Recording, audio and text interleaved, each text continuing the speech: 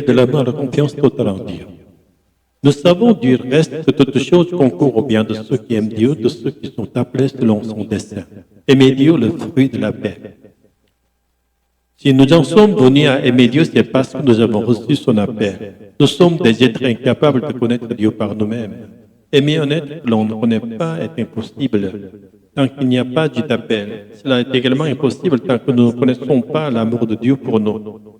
Ici, le mot connaître ne désigne pas une information, mais une expérience. Ce n'est pas parce que quelqu'un nous a dit que Dieu nous aime que nous avons connu cet amour, mais parce qu'à un moment donné, nous l'avons ressenti. Dieu nous aime et plus encore, il nous a accordé la grâce de nous faire connaître cet amour. C'est pourquoi nous sommes devenus capables d'aimer Dieu.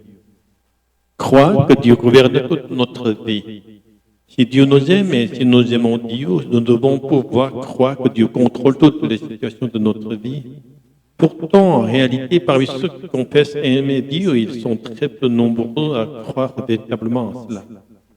Cependant, Dieu a dit dans tous les domaines de la vie de ceux qu'il aime, c'est-à-dire de ceux qui ont été appelés par lui, il fait que la somme de toutes choses aboutisse au bien.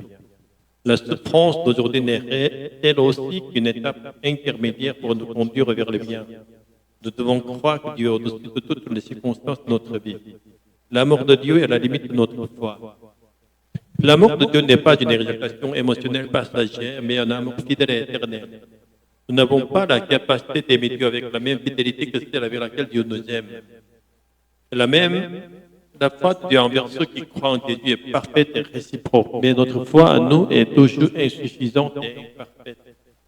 C'est des limites que nous portons inévitablement en nous. Se livrer à Dieu dans la confiance. C'est pourquoi nous ne devons pas nous vanter de bien croire en Dieu ou de bien œuvrer pour lui.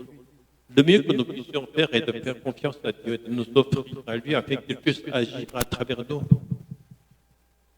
Nous offrons notre vie comme un sacrifice, et Dieu fait de nous un sacrifice vivant et nous conduit vers la vie éternelle. Si Abraham a pu offrir la vie d'Isaac comme sacrifice, c'est parce qu'il avait la foi que Dieu préserverait la vie d'Isaac en toutes circonstances. Sans cette foi, offrir Isaac en holocauste n'aurait rien différencié Abraham des païens pratiquant les sacrifices humains. Se livrer à l'esprit pour vivre. Bien-aimés frères et sœurs, n'ayons pas peur et livrons-nous entièrement au Saint-Esprit. Le Saint-Esprit ne nous enlève jamais la vie.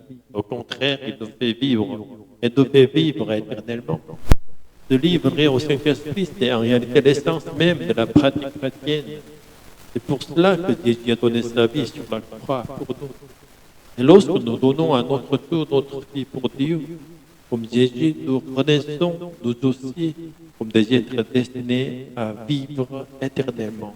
Alléluia, Amen.